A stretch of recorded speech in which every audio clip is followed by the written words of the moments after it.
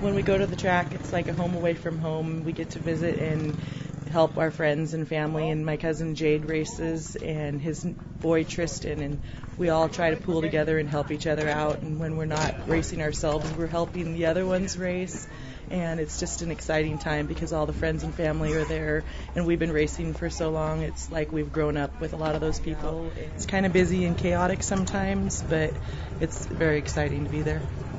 Well, it doesn't make sense to throw someone that spun out in the back and back into second place. Be back for the 88.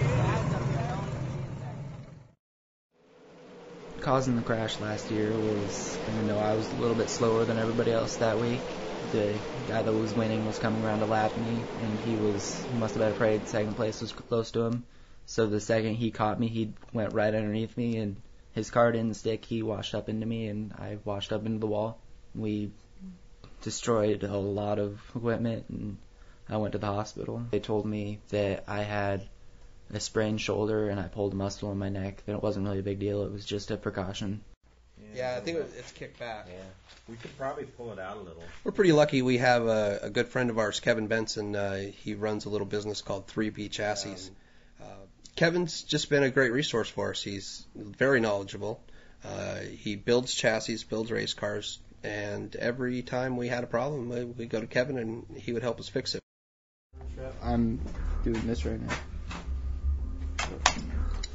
The tough part about getting back to racing this year after taking our first little break from racing in the middle of the racing season since Kyle was about 8 was financial. We took some time off and pooled a bunch of resources together, and we're able to get back on the track this year. But again, we're running a little bit on a shoestring budget. Things don't go as planned, and we start spending money on parts and things like that throughout the week. We might have a tough time competing week to week, but hopefully we'll get there. That's the plan.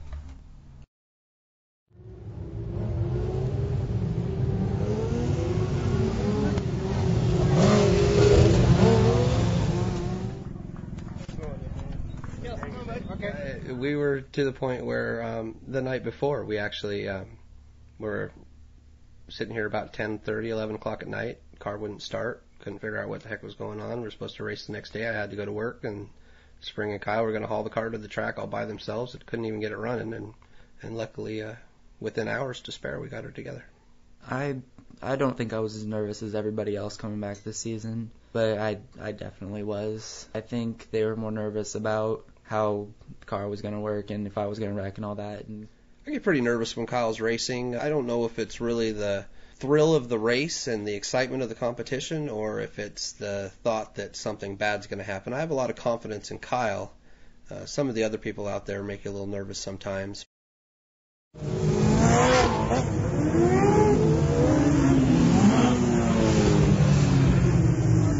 looked like it kind of got tight when you got in there on the brakes too, kind of like,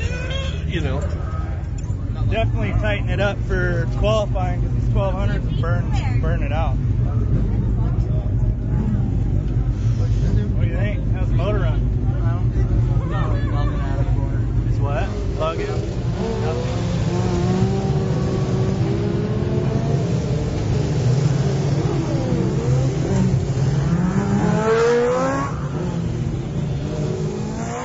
I race because racing's my life. I've grown up racing, and I hope I can race until I die.